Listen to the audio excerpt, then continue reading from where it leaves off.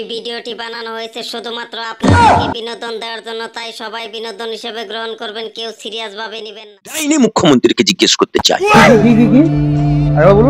আমি এই ডাইনি মুখ্যমন্ত্রীকে জিজ্ঞেস করতে চাই, মা কালী যেমন পুজো দিতে গেলে পাঠা বলি হয়, মা কালীর পুজো দিতে গেলে যেমন মোষ বলি দিতে হয়, আবার মুসলমানদের কোরবানির সময় উট জবাই করতে হয়, গরু জবাই করতে হয়, এখানেও নির্বাচন উৎসব হলে ডাইনি মুখ্যমন্ত্রীকে রক্ত দেখাতে হয়।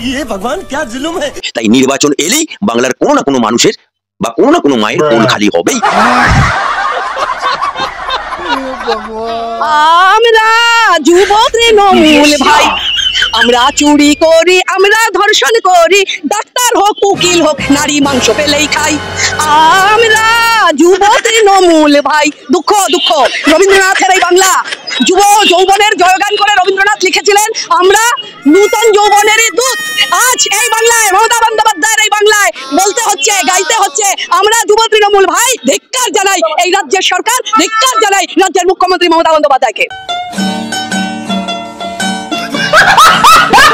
তৃণমূলের জেলে রয়েছে, এখন মানুষের খিদে বেড়ে গেছে, এরা এত পাপ করছে চাইছে যে সবকটাই জেলে ঢুকুক।